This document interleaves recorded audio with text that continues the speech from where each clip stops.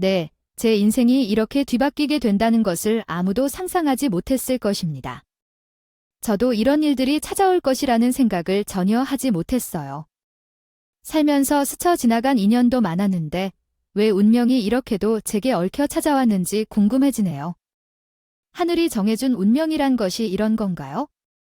요즘 들어 일어난 일들은 모두 하늘이 점친 인연인 것 같아요. 나이가 들면서 그런 생각이 더 드는 것 같아요. 제가 일남 밀려 집안 장남에게 시집을 왔고 그 후로 아이를 갖지 못해 많은 구박을 받았어요. 시로 지난 그때를 생각하면 마음이 아파요. 남편과 함께 보낸 10년 동안의 행복한 순간도 있지만 그 순간들도 집안의 멸시와 무시로 인해 잊혀질 만큼 많은 고통을 받았어요. 제 몸과 정신이 점점 늙어가고 상처를 받았네요. 얼굴을 마주할 때마다 돌아오는 아픔이 있습니다.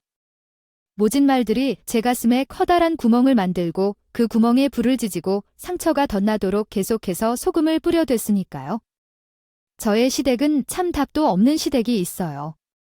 여자는 땅이고 남자는 하늘이다. 그러니까 여자는 하늘을 늘 우러러보고 섬기며 살아야 한다고 말을 하는 집안이었던 본인들도 누군가의 딸이고 며느리는 항상 시녀라 생각하는 사람들이었지요. 조선시대처럼 갓을 쓰고 다니던 시할아버지를 평생 모시고 살던 시어머니.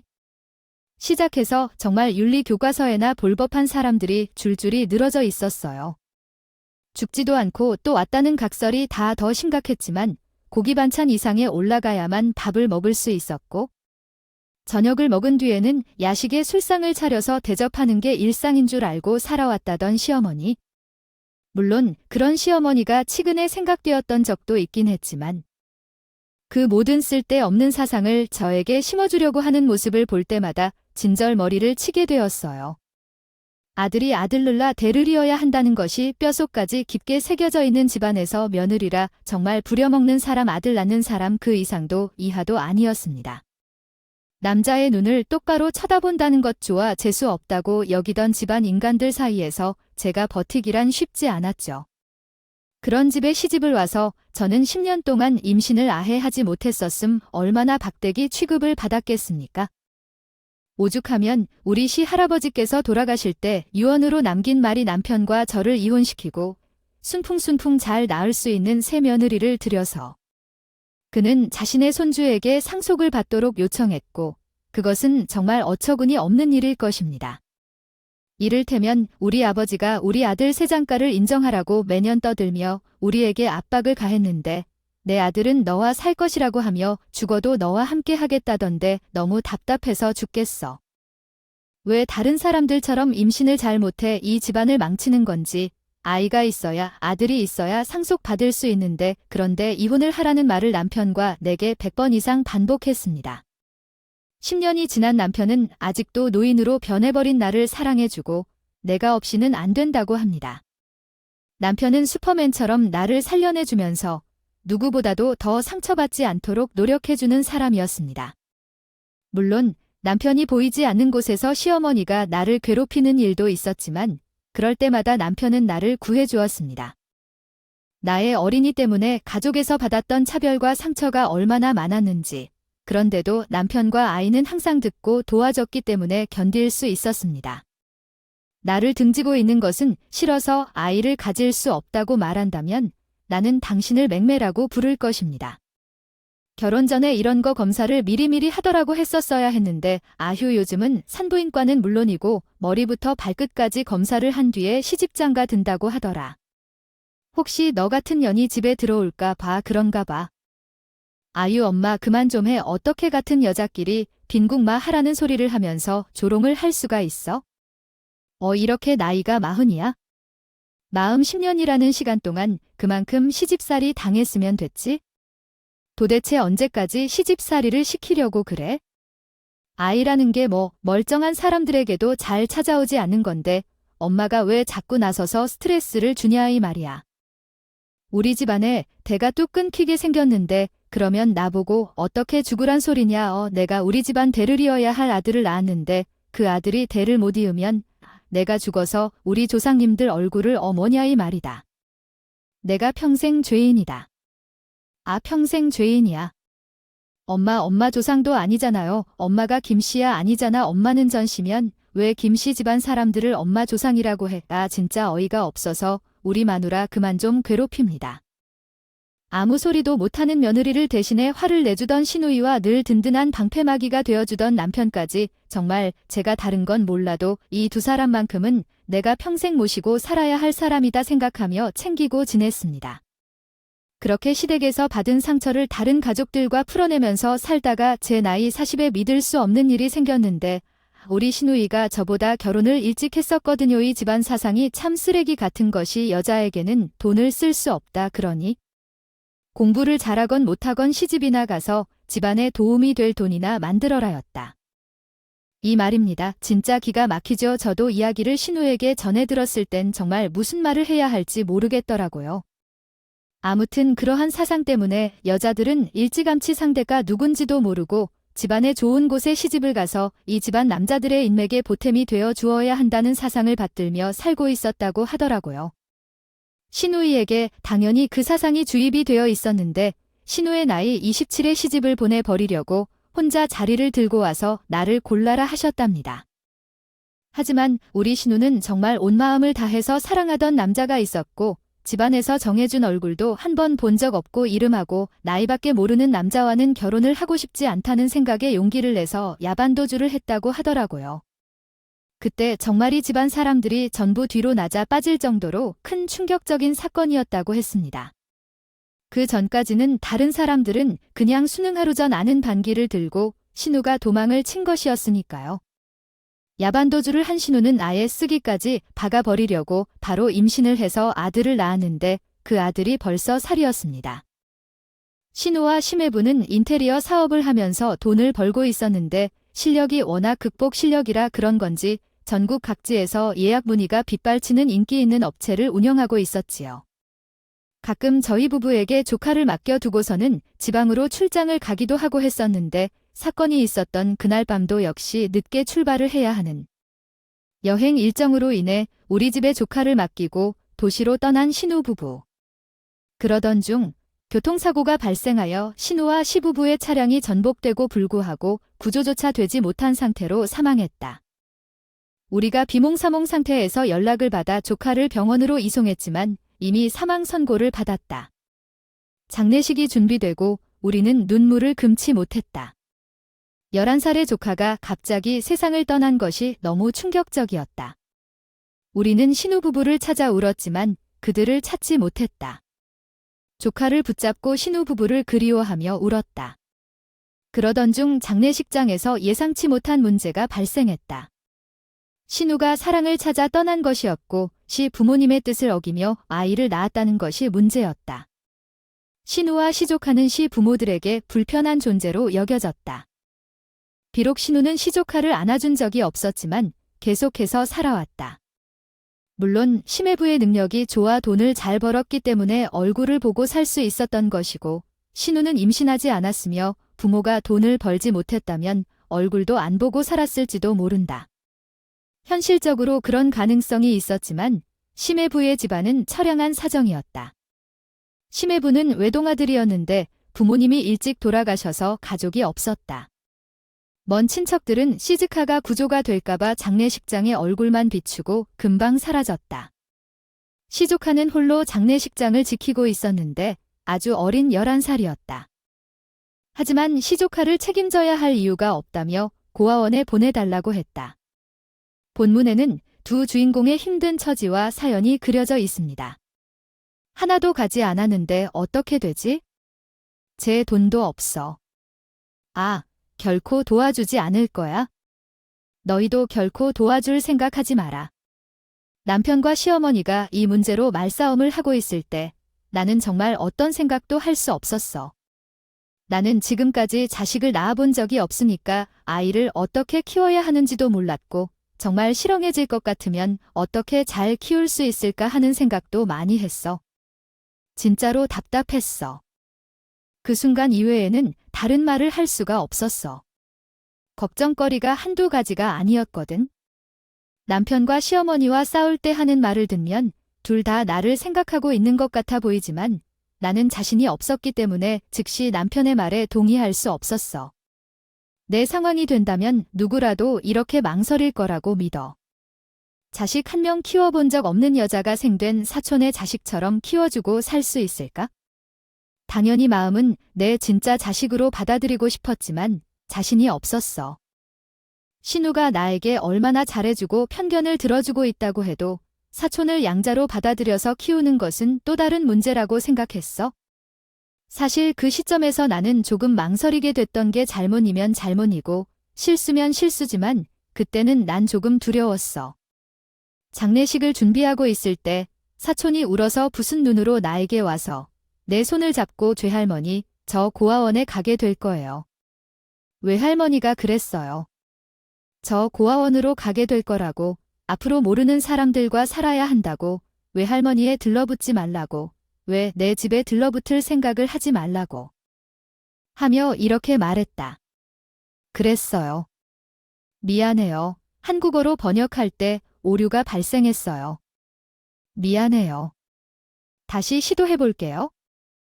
없대요. 그러니까 고아원으로 가야 안 돼요. 저는 그 말에 정말 할 말이 없더라고요. 아무리 사람이 못해 처먹었다고 해도 그렇지 어떻게 11살짜리 애한테 그런 말을 할 수 있는 건지 시어머니의 오행에 소름이 다 돋더라고요. 저 말 잘 들을게요. 고아원이라는 곳에 안 가고 왜 숙모랑 같이 살면 안 돼요. 어제처럼 얌전히 밥 먹고 양치하고 자러 갈게요. 매일매일 그렇게 할게요. 왜 숙모 같이 살고 싶어요. 정말 눈치밥을 얼마나 먹인 건지 눈치를 보면서 물어보는데 이 아이한테 얼마나 큰 상처를 주었던 것인지 제 가슴이 전부 갈갈이 찢겨 나가는 것 같은 기분이 들었어요. 너무나도 불쌍하고 마음이 안쓰럽고 정말로 이거는 사람이라면 그냥 지나칠 수 없는 일이었기 때문에 저도 모르게 고개를 끄덕였습니다. 그래 외숙모같이 외숙모의 집으로 가서 살자응. 우리 민석이가 말 잘 듣고 양치도 잘하고 밥도 잘 먹는 거 큰엄마가 다 알고 있지. 그러니까 우리 집으로 가서 같이 살자. 인연이 지금 뭐라고 하는 거야 너. 미쳤어. 어디 애 하나 제대로 나와서 키워본 적도 없는 게 남의 애를 키우겠다는 미친 소리를 하고 앉아있어. 아유 내가 정말이 정신머리 없는 것을 내 며느리라고 생각하면서 살아야 하는 거야. 내가 우리 집안 씨라도 나왔으면 말을 안 한다. 어떻게 남의 집안 성을 가진 놈을 내 자식으로 키우겠다는 철없는 소리를 하냐. 제 등을 퍽 소리나게 때리면서 떼질하며 소리를 낸데 정말 화가 머리 끝까지 나더라고요. 저도 그냥 내내 하고 넘어가면 안 되는 일이라고 생각을 했기 때문에 그 자리에서 일부러 시어머니는 시조카를 고아원에 보내지 말라고 저를 비난했습니다. 하며 이렇게 말했다. 그랬어요. 미안해요. 한국어로 번역할 때 오류가 발생했어요. 미안해요. 다시 시도해볼게요. 그녀는 자신의 손자를 어떻게 다른 이의 아이로 취급할 수 있는지 이해할 수 없었습니다. 나는 시조카가 누구의 아들인지 어머님의 손주라는 사실을 강조했습니다. 어떤 이가 그를 모르고 무례하게 행동했다고 반박했습니다. 어떤 아이도 자신의 출신을 부정당하게 대해선 안 된다고 나는 주장했습니다. 아무리 자식을 키우다가도 그 아이를 버리고 싶은 마음을 가지고 있다면 그것이 아니라고 나는 말했습니다. 결국 남의 아이를 고아원에 내던진다는 것은 용납할 수 없는 일이라고 강조했습니다. 시어머니는 결국 우리 부부가 왜 자식처럼 부여잡는 것을 거부하는지 이해하지 못하고는 끝까지 강요했습니다. 하지만 나는 절대로 시조카를 버리지 않겠다는 다짐을 해야겠다고 결심했습니다. 지금은 아무런 일도 일어나지 않았지만 그래도 언젠가는 누군가의 도움이 필요할 때가 올 수 있기 때문에 언제든지 책임을 지겠다는 것을 다짐해야겠다고 생각했습니다. 내가 너무 겁을 먹은 것 같아. 어떻게든 대학도 졸업하고 결혼도 시켜줄 거니까 마음 두지 마. 내가 모든 책임을 지겠다고 엄마가 뭐라고 할지 모르겠지만 나는 결심해버렸으니까 이 자리에서 떠나겠어. 더는 감나라 배나라 하지 마. 남편에게로 곧장 가서 시조카 챙길 거야. 남편은 진심으로 고마워했고 나도 시조카를 위해 최선을 다할 거야. 세상에 풍파가 얼마나 많을지 모르겠지만 이 아이가 하늘에서 내려온 내 양자라고 잘 키우자고 결심했어. 부끄럽지 않게 자랑할 수 있도록 최선을 다할 거야. 시조카를 우리 집으로 데려오고 정성을 다해 키울 거야. 최선을 다해서 부모님을 잃은 아이가 힘들지 않길 바랬어. 하지만 치매가 생기기 시작했어. 아이가 엇나가지 않도록 최선을 다할 거야. 부조부모는 아이가 훈육을 받을 때 가만히 보지 않을 거야. 부모로서의 역할은 자녀를 바른 길로 이끌어주는 것인데 때로는 자녀에게 혼내는 것이 필요할 때가 있습니다. 그러나 제 경우에는 자녀를 훈육하는 것에 대해 조심하게 됐어요. 아이의 부모가 아닌데도 그런 행동을 하는 것이 적합한지 의문이 들었습니다. 예를 들어 조카에게 제 주제를 할 수 있을지 망설여졌고 훈육을 더 이상 할 수 없었습니다. 자녀가 제 행동으로 인해 어떤 영향을 받을까 걱정되어서요. 함께 살다 보니 생활 습관이 달라지고 서로 눈치를 살펴보게 되면서 가까운 존재보다는 조금의 거리감을 느끼게 됐어요. 시조카가 사춘기에 들어오면서 제 집에서의 지휘를 거부하고 생활을 혼자 하는 일이 더 늘었죠. 남편과 어떻게 관심을 가지고 극복해야 할지 고민이 많아졌습니다. 그렇게 시간이 흐르고 시조카가 14살이 되어 중학교에 입학했는데 친구들과 어울리며 공부를 게을리하는 모습을 보니 어떻게 대처해야 할지 막막했습니다. 그래도 관여하기보다는 스스로 교정해야 한다고 생각했는데 결국 애가 더 나빠지기 시작했어요. 어느 날 교복을 세탁하려고 주머니를 비우는데 담배를 발견했습니다. 이 소년아, 여기로 와. 주머니에 담배가 나왔는데 이 담배를 버리는 거야? 14살 아이가 담배는 어디서 얻었어? 그냥 내버려 두었거든요. 평소에 신경 쓰지 않던 사람이 갑자기 왜 담배를 가져왔을까요? 난리예요. 이리 내놔요. 제 손에서 담배를 확 까더니만 소리를 지르는 건 아니겠죠? 순간 우리 신우의 얼굴이 떠오르면서 이렇게 내버려 두면 안 되겠다 싶은 생각이 절로 들었어요. 나중에 죽어서 신우 얼굴을 어떻게 볼까? 신우한테 감히 제가 내 아들을 잘 키웠다 이런 말을 할 수 있겠냐 싶은 생각이 들더라고요. 순간 신우한테 너무나 미안하고 제가 제대로 키우지 못한 탓이라는 생각이 들면서 눈시울이 뜨겁게 달았어요. 내가 어린 나이에 큰 사고를 겪고 나서 얼마나 힘들 것 같아서 너 하고 싶은 대로 하게 내버려 두었더니 그동안 훈육 한 번 제대로 하지 않고 너를 참견해 될까 싶어서 눈치만 보다가 아무리 생각해도 이건 아닌 것 같아요. 내가 내 엄마한테 보기가 창피해서 어떻게 살 거냐 더 솔직히 이야기를 해야 했어요. 내가 너를 제대로 붙잡지 못했는데. 그러는 동안 남편 역시 서둘러 집에 복거했습니다. 집에 와서 저희 뭉터기의 아내와 어린 건이들이 눈물에 젖어 있는 걸 봐서 혼자 이상한 것을 느꼈지만 자신도 모르게 그들의 이야기를 듣고 나니까 결국 함께 우리고 있었어요. 저희 남편 또한 우뚝 선 사나이 같은 이미지를 자랑하며 다양한 측면이 있는 것 같았지만 나중에 이런 일을 겪은 후에 우리 가족이 서로 마음을 확인하고 함께 웃고 울기도 하며 조그마한 행복을 누리며 살았던 그날을 다시 한번 떠올리며 뒤돌아보면 가슴 한켠이 따뜻해지는 것을 느낍니다. 함께 있음으로써 몸과 마음이 뜨거워지는 것 같았어요. 곧 우리 모두에게 행복한 일들이 가득할 거라고 믿습니다. 결혼 기념일로 정했어요. 이 날을 기념일로 정하느라 약속했어요. 손잡이고 약속한 것 같아요. 저와 남편이 지원할 수 있는 모든 것을 다 해주기로 했어요. 정말 내 아들처럼 사랑으로 키우겠다고 다시 다짐했어요. 저의 이상한 가족, 내가 정말 마음을 잡고 한번 공부해보려 해요. 믿어주신 만큼 열심히 공부해서 좋은 대학에 입학하는 것이 목표예요. 그래서 조금 부담스러울 수도 있지만 학원을 보내주세요. 아이가 공부한다고 약속했는데 도와주지 않을 사람이 어디 있겠어요? 학원을 찾아보자. 요즘은 선생님이 어떻게 가르칠지에 따라 성적이 많이 달라진다던데. 학원을 찾아서 등록하고 필요한 문제집까지 준비해줬어요. 그 뒤로는 집에서 열심히 공부하느라 정말 바쁘더라고요. 열심히 하다 보니 성적이 좋아졌어요. 좋아요. 처음에는 열심히 하는 것만으로의 좋아지기 시작했어요. 상위권으로 기록이 오르기 시작하는 시조카에게 정말 감탄이 필요했어요. 정말 주식이 이렇게 오르면 가족이 부자가 될 것 같아요. 이렇게 하면서도 정말 힘들었겠어요. 우리 조카의 변화에 대한 자랑은 정말 인상적이었어.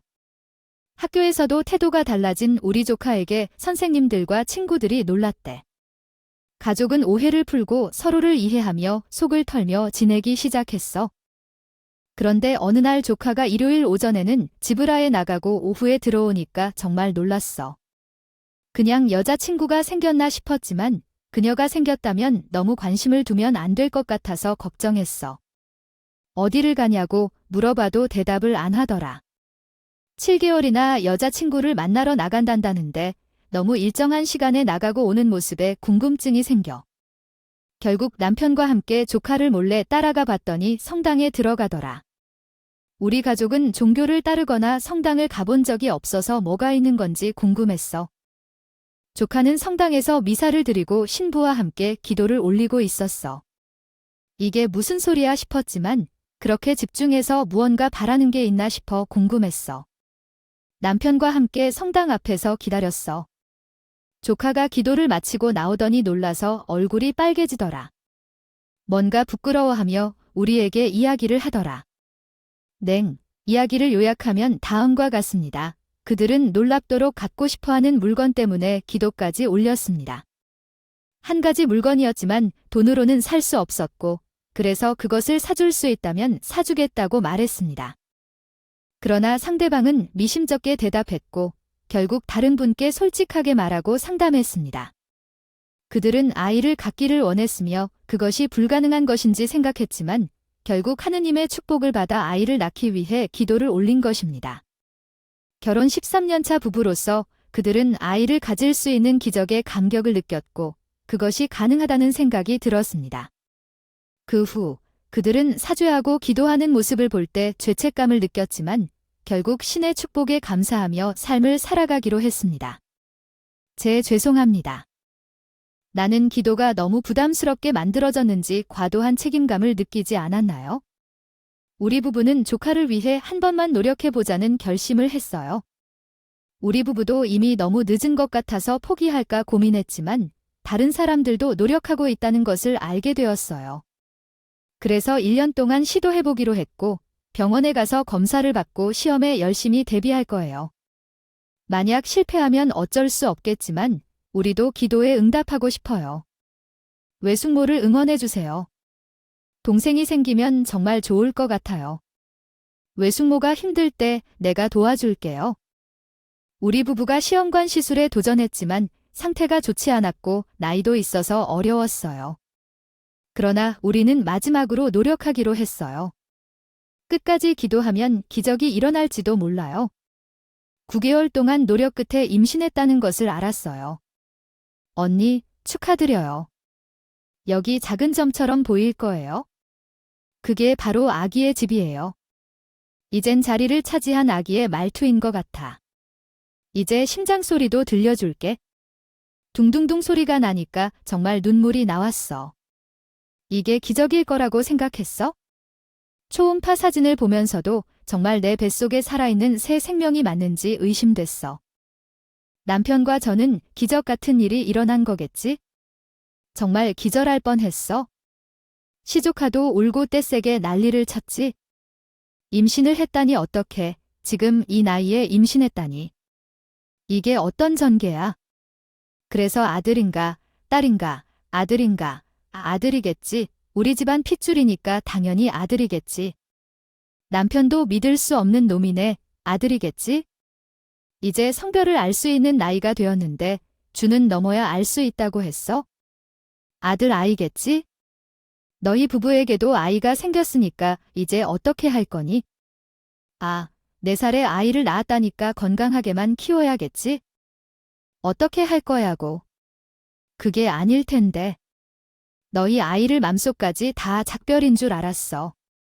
너희 아이는 맘에 챙기기 힘들어지겠지? 다른 사람의 아이까지 책임을 지는 마음가짐 또한 달라질 수 있다. 어디 사고든 일어나 봐라. 너희 자식처럼 포용할 수 있을까? 그 자리에 가서 아가를 버리네. 엄마가 미쳤어. 도대체 무슨 말이야? 우리랑 같이 산 시간이 벌써 몇 년인데 누가 누굴 고아 취급해.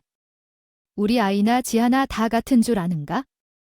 아이야, 이렇게 속 시원한 말을 하는구나. 요즘 고아원은 예전과 달라. 매우 좋다고 해대. 시설도 좋고 지원도 잘해주고 고아원에 가서도 아이들은 다 자립심을 키워 잘 살 수 있는 법이야? 세상에 고아가 얼마나 많은데. 그러니까 당장 고아원에 내려다 주라고. 시어머니는 계속해서 그런 말을 했대. 면도 살먹은 어린 꼬맹이도 아니고 다 컸는데 집 한 채 못 찾아온다고 저는 죽어도 내보내질 않을 생각이었다. 시어머니도 저와 같은 생각을 하고 있었지만 그만한 이유가 없다고 생각했어. 그러나 임신을 하고 있는 나 자신의 성격이 참 예민해지고 결혼한 지 년 된 아이를 가족에 추가했을 뿐만 아니라 생각할 때도 힘들다. 어린이를 치우는 일에도 조심스러워졌고 고아들에게 화성을 보여줄 소용도 없고 거기에서 고통스러운 생활을 해야 하는 시어머니 때문에 속상한 일을 겪을 때 더욱 미친 자연스러운 것이었습니다. 그렇지만 제 성격 때문일까요? 설정한 아이에게 속물을 볼 때부터 시작했는데 당연히 그럴 수 없지만 사실 그렇게 싫어하지도 않았지만 초등학생이었다. 아이가 아니라면서도 충분히 어른이 됐네. 우리 조카는 이렇게도 못하고 저렇게도 못해서 정말 많이 고생하는 모습을 보이면서 남편과도 진지한 대화를 많이 나누는 것 같았어요. 하지만 저는 제가 힘든 것이 제일 중요하다고 생각했습니다. 계속 배가 불러오고 우리 부부의 아이를 생각하느라 조카를 제대로 챙겨주지 못했어요. 부모님이 한 말이 이해가 되었어요. 아이가 생기고 나니 남의 아이는 눈에 보이지 않게 되는 거죠. 어떻게 신의 아이라고 해도 제가 아니니까 더 멀어져 가는 게 느껴졌어요. 조카와 라마치의 학교에서 연락이 왔어요. 학부모 상담이 필요하니 방문을 하라는 담임 선생님의 연락이 왔습니다. 당연히 가야 한다고 생각했는데 배가 너무 커서 운전을 할 수 없었고 그래서 조카와 함께 통학버스를 타기로 했어요. 이때까지는 이런 상황이 생길 거라는 생각을 하지 못했어요. 정말 운명의 장난인가요? 행복할 때 왜 이런 일이 생기는 건지 정말 믿기지 않을 정도로 사고가 일어났습니다. 시조카와 라마치가 타고 있던 통학버스와 시내버스가 충돌했어요. 꼬리물기로 속도를 내다가 좌회전하던 우리는 타고 있던 통학버스가 시내버스에 부딪혀 전복되는 사고를 당했습니다. 상측에 있던 저는 바로 깔려 기절했어요. 깨어보니 벌써 5일이라고 하더라고요. 여보세요. 정신을 차리셨나요? 의사 선생님 부르세요. 이게 몇 개인지 말 좀 해봐요. 어디 아파? 몇 일이야? 손가락 5개 잘 보여요. 머리가 조금 아프긴 한데 괜찮아요.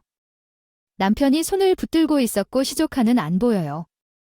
불안해서 배를 확인했는데 복대가 감겨 있는 것 아닐까요? 불안한 느낌이 퍼지고 눈물이 나요. 아이의 태동을 느끼지 못해. 생명력이 느껴지지 않아요. 우리 아이는 어디로? 우리 아이는 살아있어? 충격으로 조사했더니 문제 없어. 건강해. 무서웠어. 14년 만에 아이를 가졌는데 버스 사고 후 어떻게 됐어요? 천천히 말씀해 주세요. 우리 아이는 인큐베이터에서 모자란 채로 태어났지만 출생 후 집중 치료를 받고 있어 걱정은 안 해도 된다고 합니다. 부인이 이야기를 떠들었는데 그것이 석역실할 극적인 이야기였습니다. 영화나 드라마에서 볼 법한 일들이 일어났으며 차량 전복 사고 때 차 밑에 누웠을 때 기절했다고 합니다. 다행히도 조카는 안전벨트를 착용하여 큰 충격을 면했지만 임산부인 부인은 안전벨트를 착용하지 못했습니다. 사고 후 조카는 차창을 깨고 탈출하여 도움을 요청했고 사람들은 부부를 도와 원쪽 창문으로부터 구해냈습니다. 구조 과정에서 부상을 입었지만 심각한 부상은 아니었다고 하고 다소 심각한 문제는 충격에 의한 하를 겪게 된 것이라고 합니다. 노트: This is a translated version of what the user provided in Korean. 내 아이가 실수를 저질러 다리를 다치기도 하면서도 제 소중한 아이를 구해내기 위해 힘들게 달려들었다. 다행히도 그 산부인과는 응급 상황을 처리할 수 있는 병원이어서 적절한 응급처치를 받을 수 있었고 대학병원으로 옮겨져 즉시 제왕절개 수술을 받았다. 아이는 미숙아로 태어났지만 응급처치를 받아 생존했다. 그러나 내 조카 민석이는 어디에 있는지 모르겠다는 마음이 들었다. 그의 다리가 다치면서도 아이를 살려내기 위해 헤매고 뛰었다. 그 결과 다리는 더 심각한 손상을 입어 수술을 받았고 현재는 움직일 수 없는 상태다. 이를 알게 된 부모님도 그 노력에 감사하다고 했다. 그렇게 아이와 나의 생명을 구해준 민석이에게 감사의 마음을 표현했다. 그가 없었다면 아이나 나 둘 모두 어떻게 됐을지 상상도 할 수 없다. 병원에서 대기 중이고 싶었지만 분만 후로 인해 움직일 수 없었습니다. 그러나 의식을 찾았다는 소식을 듣고 민석이가 휠체어를 타고 제 병실로 왔다. 시어머니가 민석이를 밀고 있었는데 그 모습이 이상했다. 민석이를 보자마자 눈물이 흐르기 시작했다. 그가 나를 보며 웃으며 울음을 터뜨리자 눈물이 멈출 줄 모르고 계속 흘렀다. 인큐베이터에 있는 아이를 아직 보지 못했지만 이미 너무 사랑스러워서 기다릴 수가 없다. 애기는 외숙모를 닮은 부분도 있을 것이라고 한다. 시부모와 남편은 말이 없어도 내가 큰 소리를 쳤다. 외숙모 말이 아니라 이제 엄마라고 불러 시족하는 그 말에 반문했다. 외숙모라고 하는 것이 싫어서 이제는 엄마 아빠라고 불러도 괜찮을 것이다. 무슨 소리를 지을지 모르며 더욱 눈물을 흘리기 시작했다. 남편도 같이 울면서 고아원 보내라는 반대를 맞서던 가장이 오히려 이제는 자녀를 받아들이겠다고 소리쳤다. 시부모님이 거기서 아무 소리도 못하고 입을 꾹 다물고 있었고요. 아무 소리도 할 수 없었겠지요. 저와 우리 아이의 생명을 살려준 시조카가 있더군요. 자기네들이 무슨 말을 할 수 있겠어요. 그렇게 3주라는 시간이 흐른 뒤에 저와 시조카는 태어나자마자 온 힘을 다해 아기를 살렸어요. 아기를 아는 순간 변사부를 찾아가서 아이를 양자로 입양하는 절차를 밟게 했습니다. 호적을 정리하는 일이 생각보다 어려운 일도 아니었는데 왜 이렇게 오랫동안 하지 않았을까 하는 생각이 들었죠. 정말로 저희 남편의 성을 이어받은 양자가 되었고 호적에 당당히 이름도 올렸습니다. 자, 이제는 조금 어색할 수도 있겠지만 엄마라고 불러보며 연습해봐야 할 것 같아요. 나는 완벽한 어머니는 아니지만 앞으로 함께 지낼 시간이 더 많을 것 같아요. 정말로 내 아들로 키워주고 싶다고 약속했으니까. 아들이 서운해하지 않을 테니까. 어머니라고 불러보세요. 엄마가 되어 더 조심스럽게 대해야지. 남편에게도 아빠라고 하겠죠. 울게 해서 미웠지만 우리 막내를 건강하게 키워내고 퇴원할 수 있었어요. 지금은 조금 웃기게 느껴질 수 있겠지만 첫째 아들과 함께 공동 생활 중이에요. 형이랑 얼마나 잘 보살피는지 그 모습을 보면 감동적이에요. 막내를 보살피는 모습이 너무 아름다워서 울게 만들어요. 100일 잔치를 병원에 있었으니 200일 잔치를 준비하려고 해요. 부모님도 초대한 상황이었습니다. 부모님은 결국 첫째 아들 민석을 우리 아이로 승인해 주셨습니다. 승인을 받지 않는다면 어떻게 해야 할지도 생각해 봤지만요. 그래도 승인을 받으니 기뻤습니다. 이제 우리 가족은 아픔도 없이 힘든 일도 잘 이겨내고 이기고 싶습니다. 나중에 신우를 만나면 키운 우리 아들들을 자랑하고 싶습니다. 임신 기간은 힘들었고 체력적으로도 어렵지만 첫째 아들 덕분에 잘 견디고 있습니다. 평생 가족을 믿고 살아가기 위해 많은 응원을 부탁드립니다. 감사합니다.